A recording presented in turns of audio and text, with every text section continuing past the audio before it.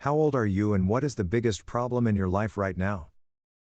If you ever need help, then please know that there are many qualified people who would like to help you. There are crisis services worldwide that are trained to provide support. They are designed to give temporary relief from feelings that are overwhelming you, and while they are unlikely to fix any underlying problems, can help you get through a tough hour/night/week. Chat services are usually available on these sites. In the US, calling 211 or going to their website is a free referral source. They have providers who will see you regardless of your ability to pay. Just as you would see a doctor when you are sick, you deserve to take care of your mental health. 53. Just discovered prostate cancer, and in work we have employee cooperation negotiations. They're getting rid of 20% of workers, but I have been in job interview to other place and it's promising, and because prostate cancer is the most common cancer for men, they have studied it quite a lot and it's easy operation. So I'm quite optimistic. Prostate cancer is very slow growing and has lots of treatment options. Keep positive about the job situation.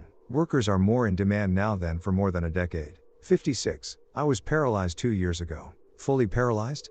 Can I ask to hear your story? I'm a paraplegic. Nothing from mid-chest down. It's a long story, but I'll tell if you want. I'm very interested if you're willing to share. May 10th, 2019. I was turning into the end of my street when a dump truck rear-ended me, pushing me head-on into oncoming traffic where I hit another car. The dump driver was texting and never hit his brakes. He was going 60 miles per hour. Technically I was dead. A cop was 2 cars back. He pulled me from the wreckage and performed CPR, reviving me. I was medevaced away. I remained in a coma for 42 days where I expired twice more. I awoke to be a paraplegic. Edit, to all who read this, I'm doing fine. I have a strong support system. Just think of it as I'm on the right side of the grass and got to retire early. I'm 31. Been dealing with appendix cancer for over a decade. I have an ostomy and just recently my kidneys failed, so now I'm dealing tubes in my kidneys so they can regain their function. The kidneys failed because urine and bacteria was being backed up in the ureter due to the cancer distorting it. All my bodily functions are now done through external means and it's a lot to process. 38. Trying to figure out how I'm supposed to keep going after the death of my youngest child. I'm so sorry. I wish you some peace. It's a huge loss to live with. Broken heart. 51.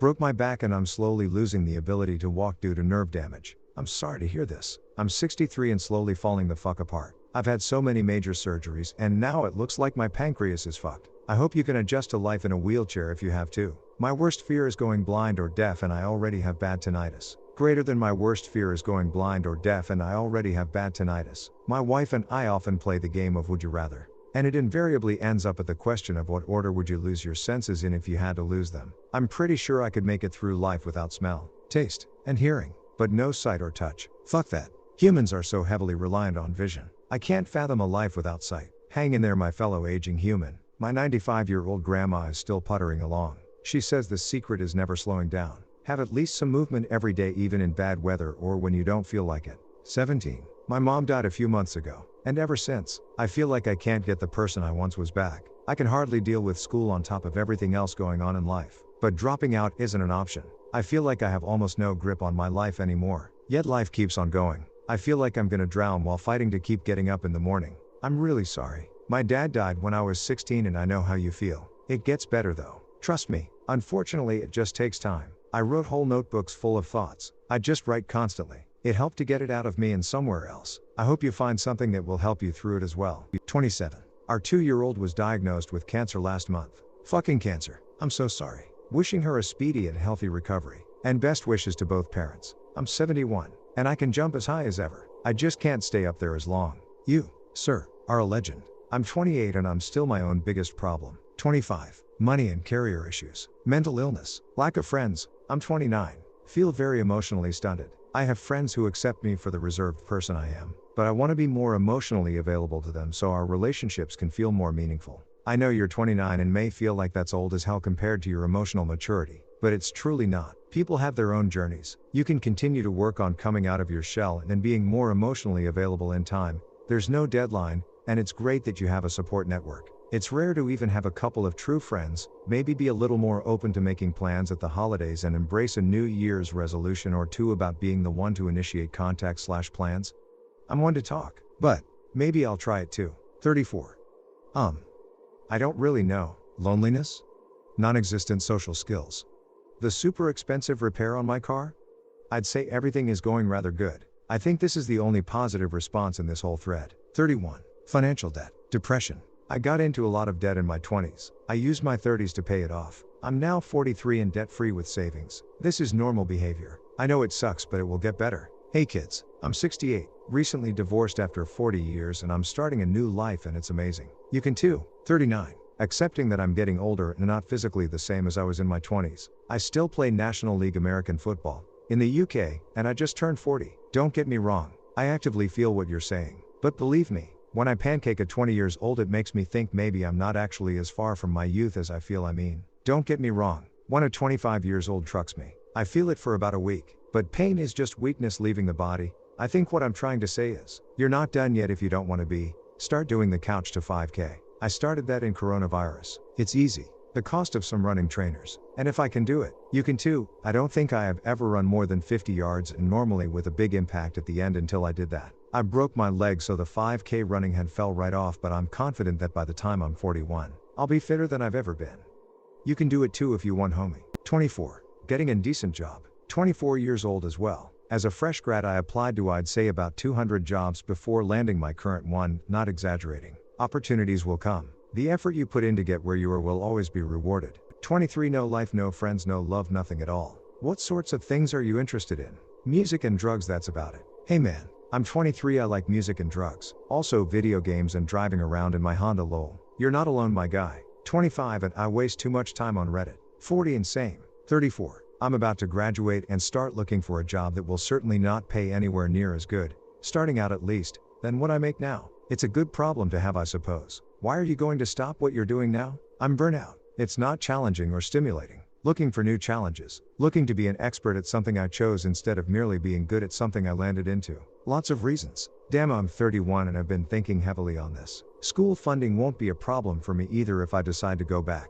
My take on it is that if you don't have kids who depend on you, go for it. It's not impossible with kids, just harder. But life is way too long to settle and much too short not to try something different. 31. Alcoholism and the inability to retain memories. 46, and I'm 3 days sober. Had a few friends die from it, and I really need to quit myself. Reading This Naked Mind by Annie Grace now for help. 39. Leak under the sink, I don't feel like calling a plumber for. Dude, call a plumber. It's not going to magically heal itself. 17. Uni admissions, and what I want to do in the future. My fiancée went to college for 5 years to become a sign language interpreter. She graduated and immediately went into an early childhood center and is completely in love with her job. What I'm getting at is, you may be fully set to do one thing, put in all the time and effort, blood, sweat and tears, and then finally get to the end of it to find out that you wanted to do something that you didn't even think of as an option. If that happens to you, do not let anyone make you feel like you wasted time getting where you end up. Thank you so much for saying this. I went to school for 6 years, including grad school, to become an occupational therapist. I graduated into the pandemic and I cannot get a job of any kind.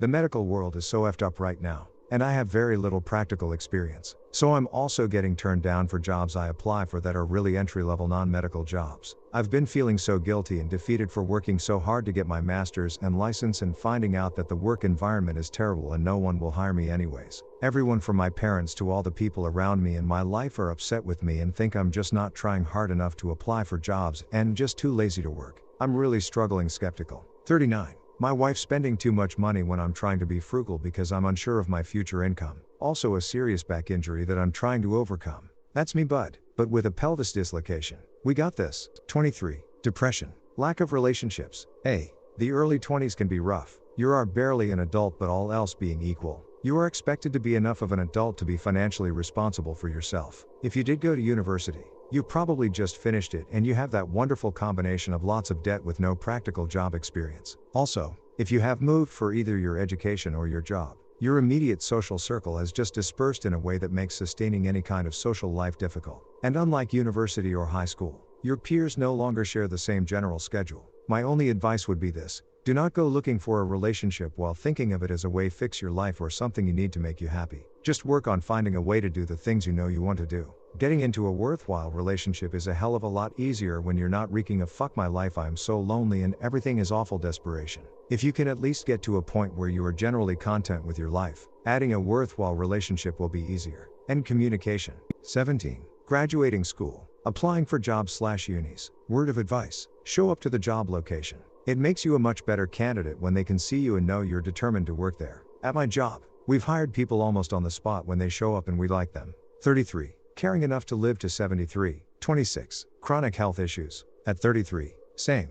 If you haven't already, finding the right doctor for you is a game changer, and never be afraid to advocate for yourself. Sending hugs and good vibes your way. 27. The feeling of not being enough or just not being where I should have been by now. Recently had an epiphany that I thought I'd share. I set very ambitious goals for myself, and sometimes I can accomplish them and it brings me enormous pride. But I've had to examine my goals recently and really consider who they are for. Are they for me? Or are they to show an ex that he fucked up? Or to look as if I'm at a status that I think other people would be impressed by? Goals are good, but make sure they are really about you. And don't squander your self-image if you don't reach them in record time.